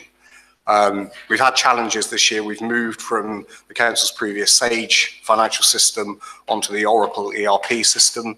So we had 11 months of 17-18 financial information on Sage. And then we moved at the beginning of March onto the Oracle system. So we had 11/12 of the information for the year on one system, one on another. We changed the coding structure. So there's all sorts of challenges for us in pulling that together. But in overall terms, I think we're in a pretty good place, and I'm hopeful that that improvement will carry on. And this time next year, I'm hoping that we'll meet the statutory deadline for your accounts, which I think that process of last year into this year and next year hitting that statutory deadline is probably as realistic as we could have hoped for. So that's a pretty good position, I think. The audit is timed for the middle of September. So the audit, I imagine, will take 3 or 4 weeks. So we haven't set the date that it'll be coming to you as a formal report yet, but it's likely to be in October or November time. So that's just a general update where we are. In terms of the report, I don't want you to think this is the information you're getting for your accounts for 17-18. All this report is trying to do is give you the heads up of some of the main messages that are coming out. What we'll do when we submit the accounts to the auditors for audit, we'll agree a date similar to what we did last year, where we'll have an informal session for a couple of hours where we'll take you into much more detail in the accounts and the key messages that are in there. So all this report, as I say, is trying to tease out the main issues for you. And the first of those, I suppose, is that in overall terms, your revenue outturn is about 109,000 below your budget. So that's, again, good news that we're coming in, not hugely, but we're coming in slightly below the budget for the year. And that also includes an element of capital financing around the waste area that's financed from revenue. So we previously had discussions, particularly when Andy was a Section 151 officer, about the deficit in the revenue budget, but the budget's been managed this year to cope with that capital spend financed by revenue and still bring it in under budget. So that's the first message, really. And the table on page 155 sets out the draft outturn. So the first column there, bottom of the first column, shows the surplus of 109,000 for the year, and that includes the reserve proposals and the capital financing proposals on the right. May I ask a quick question before we move on? The capital funded from revenue, that will drop out, presumably, in forthcoming years. Yeah, that tends to be a one-off. Okay. You won't always necessarily have capital funded from revenue. And of course, it could be a different. It could be, yeah. But any idea what the amount is? The amount of capital funded from revenue. Yeah. On that table on page 155, the column on the right, the capital financing proposals. Oh, yeah. So you can see that capital financing proposals there, 364,000, which is mainly waste. Okay, fine. I didn't twig that it was the same number. Okay, that's quite a sizable amount. It is, yeah. Okay. And so if you didn't have that, your surplus would have been nearer 500,000. Which is a lot. Yeah. Okay, thank you. So that's the first point I'd make. The second point, probably jumping around a bit here. What I've done in table 2 on page 156, this table may not immediately be as clear as we would like it to be. Local government financing is complex and it is difficult to show in simplistic terms. The issue that makes it more complicated for the current year is the fact that you had £1 million from central government towards your IT improvements. And part of that is capital and part of that is revenue. So in the table that we've got here, that funding is coming in. There's a line in the centre of that table, funding B. So that a lot of the funding is coming in that line, but some of the expenditure is up in the particularly strategic development and finance lines at the top. So at this point in time, I suppose what I'm saying is don't get too hung up on the variance analysis in table 2 on page 156, because we'll go through that in much more detail when we submit the accounts to the auditors and we do some training. One point I do need to raise on page 157, paragraph 2.4, that's showing your general fund opening balance of 999,000, which was the balance at the beginning of the financial year. Shown against that is the surplus of the year of 109,000, which, everything else being equal, would give you a closing balance of about 1.1 million. What that doesn't show, and hands up it should have done, is there was an amount in the budget for the use of reserves that isn't shown against that. So once we take that into account, that brings that 1.108 down to 802. So that's as it stands, your draft general fund position at the end of 2017-18 is just over 800,000. And again, that's short of the target of £1 million that we set, but going back again to the capital that's been financed by your revenue budget, if we hadn't done that, if there'd been other sources of capital financing, grant funding, etc., then that would have been, your general fund would have been over the target of £1 million. The final thing is your capital programme. So your draft capital outturn at the bottom of page 157 going on to 158 was 1.377 million for the year, and that's set out at a fairly summary level at the bottom of page 157. The financing of that is shown at the top of page 158. So it's those three key messages really, is your underspend of 109,000, your general fund balance is 802,000, and your capital outturn was 1.3 million. And as I say, when we submit the accounts, we'll do a much more detailed run through of where those figures have come from. Happy to take any questions. I have another question. The capital injection we got last year from DCLG, the 1.150, and I think that basically was ported to Cornwall. I just wonder if there's any change. No, not as far as I'm aware. Okay, The originally agreed figure, and most of that has been utilised now. Yeah.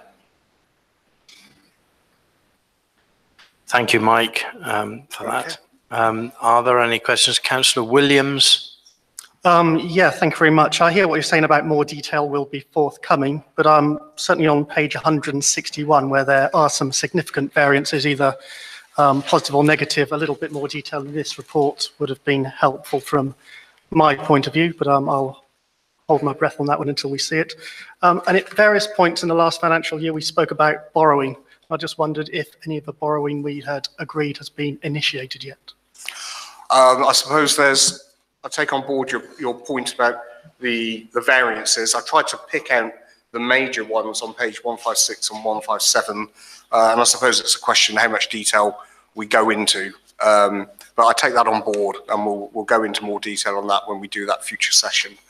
The borrowing, there's two angles to the borrowing. There's the borrowing which we actually, in theory, use to finance the capital programme. That doesn't necessarily mean we go to the money markets and borrow at that time, which is always a difficult thing to sort of get your head around with local government finance.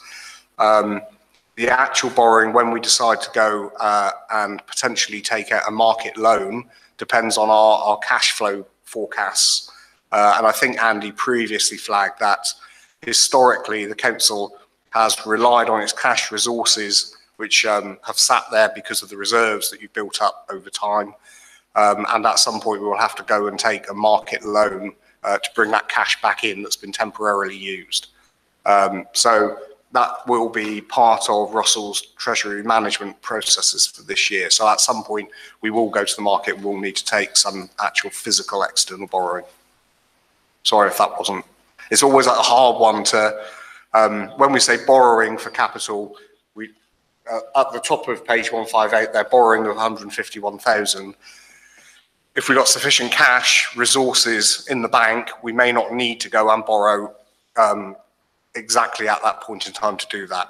But obviously, as that builds up over years, that's bringing your cash position down and down and down. And at some point, you have to go and actually physically borrow to pay for the money you haven't financed from anywhere else. Is that okay? Okay.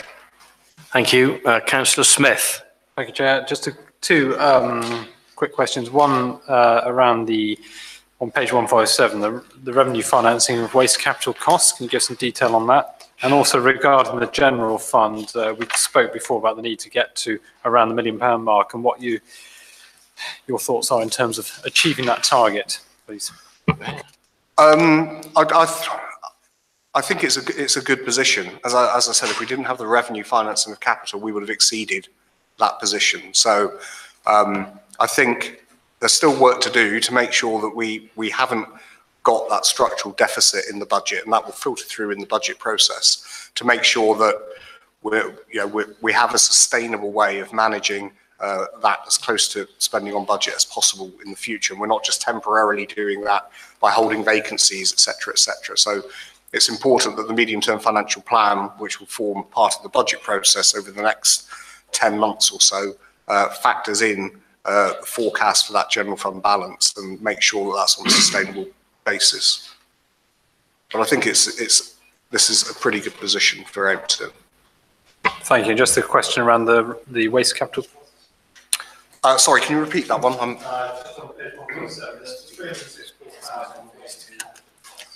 Do you want to answer that one, Craig? Yeah, Chairman, just very briefly, that's in relation to the phase 2 of the Porthmelon waste management site and some of the ongoing issues. This wasn't a budgeted item. Pressure. Chairman, best will in the world, we couldn't have crystal ball gazed to have known where we would have been at this time. Absolutely not. Thank you. Councillor Grottig.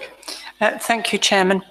I'd like to thank the Deputy 151 Officer and the 151 Officer for the narrative of the report, which does make a complicated report easier to understand.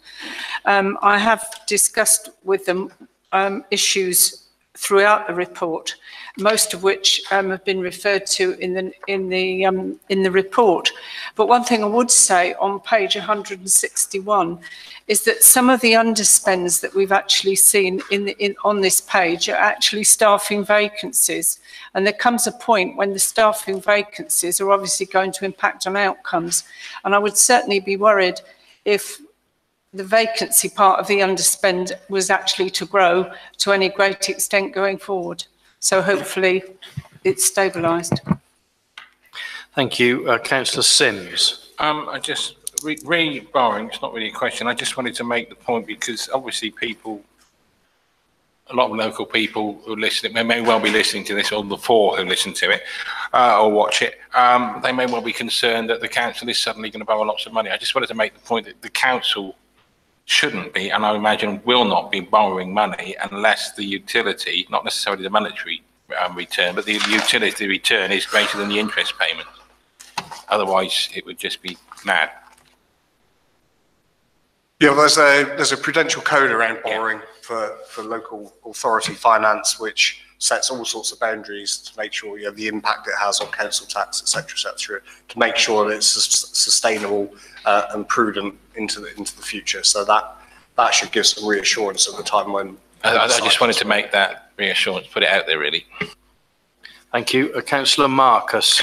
Yeah, thank you. I just wanted to echo really Councillor Grottick's comments about the budget and staff vacancies, and just offer officers congratulations on bringing the budget in under what it should be. But we've just got to be careful about, mindful about the quality of services as well. So there's, you know, we can bring stuff under budget, but we need to make sure that we are delivering the correct services and proper services to our community as well. So. Thank you. Councillor Mumford. I don't know whether this is the appropriate time to ask, but because of the academy taking so long, because we're having to pay the interim board, has that all been budgeted for?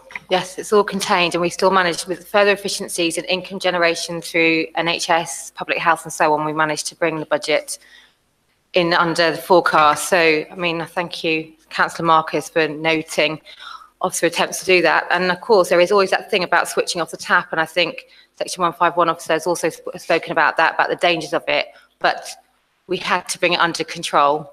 So I just think it means that we can go into this next year now with the ongoing kind of savings that are targeted in a better position, and review what we do next. But vacancy management was essential in order just to get everything under control, because the year before we were spending at a level which was worrying everyone. So, but yes, we totally managed to do what we needed to do in children. Thank you. Councillor Legg. Yeah, I'd like to echo comments made about vacancy managing, and just hopefully with better budget monitoring, we'll be able to do that a bit better. Thank you. So we have recommendations. I'm going to take them all together. And that is number one, that members note the draft revenue financial outturn position for the 2017-18 financial year being a surplus of £109,000, subject to recommendations below. That members note the draft capital outturn position for the 2017-18 financial year of 1.377 million. That members note the reserve movements and capital financing set out in Table 1. And finally, that members note that further reserve movements may be necessary to close the council's accounts, and these will be reported back to council as part of the final statutory accounts approval process. Could I have a proposer that we adopt these recommendations, please? Thank you, Councillor Sims. Seconded, Councillor Molson. All those in favour? Any against? Unanimous. Thank you. So we now have item 20 on the agenda, budget monitoring 2018-19. Again, our 151 officer. Thank you. Thank you. Thank you, Chair. Yes, this is first budget monitoring report for 2018-19. So looking at the actual spend position as at the end of May, and then trying to look at what the forecast outturn will be against that. It's always difficult at that point in the year, second month in the financial year, to look forward and to accurately forecast what the outturn is going to be. So what we tend to do early on is just focus on any risk areas that we know have a potential to potentially raise their head and cause any problems. There's none specifically in terms of the figures at this point in time. We've just noted at the top of page 165 that there are areas around adult services and waste collection, and they're the two big areas for all local authorities that will need to be closely monitored through the year. So page 167, bottom right-hand corner, there's a very small surplus being forecast at this early point in the year of just under 40,000. So no major issues to bring to members' attention, I don't think, at this stage. To get to that point, and it's normal practice at the start of the financial year, we have the budget set early in the year, and then when we start the monitoring at this point in the year, we revisit the budgets just to see if there are any transfers between budgets known as virements, which is what we've done in Appendix A on page 166. A lot of those virements are around pay inflation. When we set the budget, a total for pay inflation was put in one area. So a lot of those figures is taking out that single lump of pay inflation, and work has been done there to allocate that over the different services with staffing. So there's no major items within the virements there. It's just formally any movements between budgets have to be agreed by members. So we've put them in there at the start of the year. Once they're approved, that gives us an updated budget, which we'll monitor against for the rest of the year. So the intention is that we do revenue budget monitoring monthly, as long as we can fit that in with the council meetings. It doesn't always fit with end of months and the timing of the meetings, but where we can, we'll be doing revenue budget monitoring monthly, and then quarterly. The intention is to do the revenue budget monitoring as well, but also to bring you back an update on your progress as savings built into budgets. So we'll be looking at that fairly quickly into this month. And also the intention is to bring a revised capital programme back quarterly. So you'll have revenue on a monthly basis, and then you'll have revenue, savings progress and capital on a quarterly basis. Thank you. Councillor Molson. It's not really a question, it's just a comment, is that I would like to thank the 151 officer and the department and all the officers for the position that we're in now compared with where we were last year. Last year, every time Andy Brown spoke to us, the sentence was followed by the word caveat. I've not heard it once tonight, which I'm absolutely delighted at. And I think, yes, there is a lot. There is a lot of work. We still go on. We've got to take this as a good position to start with. And I just like it noted in the minutes that I personally, and I think the rest of the elected members, are grateful for what's going on. Thank you. I, from the chair, would also like to echo Councillor Molson's words, and thanks go to you. Thank you very much. Now we have, sorry, have we any questions? Councillor Williams. It was just a housekeeping exercise, really. I would prefer to see these papers right at the start of a meeting, if at all possible. I know something has to be at the end, but it's such a significant document as we go forward. It just seems a shame we're in a position now where various members have had to leave because of time. So I would certainly like to see this front and centre at meetings rather than sort of tagged on the tail if possible. Thank you, that's noted. So could I please take the recommendations together that members note the budget monitoring report as at 31st of May 2018, and that we approve the budget environment set out at Appendix A. Could I have a proposer, please? Councillor Molson, seconded Councillor Sims. All those in favour? Any against? Thank you, that's carried. Lastly, agenda item 21 as our budget setting timetable, again in the hands of our Deputy 151 Officer, Mike. Thank you. Thanks, Chair. I'll be pretty brief with this one, given where we are. Page 170. There's a table there that we've put together just to give you a fairly high-level indication of how we see the budget process running this year. More and more authorities' budget setting processes almost seem to be a full year-round event now. So we'll be kicking it off fairly quickly into July to refine the existing medium-term financial plan for council priorities. And then a big piece of work in September, October, which is looking at all those areas set out there around budget pressures, savings, new savings funding, capital programme, reserves. So a big piece of work there in those 2 months. And very important piece of work in November, where having brought all those items together in September and October, what Russell's termed as star chambers then, where those proposals, well, they won't be proposals at that point, but those issues feeding into the current medium-term financial plan will give you a picture of where you are and some of the decisions that you will need to make around your priorities, increasing budgets if that's what you want to do in certain areas, and then identifying potentially future savings to meet any gaps that there might be. So that will be a key piece of work in November. Then as we move into the new calendar year in January, we should know what the local government settlement's going to be, so we can go back and re-refine all those assumptions and the decisions made in the Star Chambers, ultimately then to get full council in February to approve the budget for 2019-20 in the medium-term financial plan. Thank you very much. Are there any questions, please?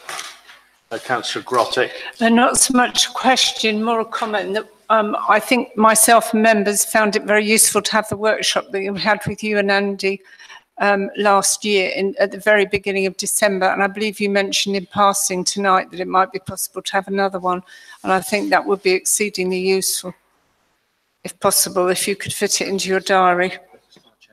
Yeah, that's right. Thank you. Councillor Molson. I'd like to propose that members note the timetable. Second. Seconded by Councillor Sims. All those in favour? Any against? Thank you very much. With the time at 8:33, I'm closing the meeting. Thank you. May I just make a quick comment? When I talked about our twin latrine earlier on, I should have mentioned the inner wheel who sorted the whole thing out. I prefer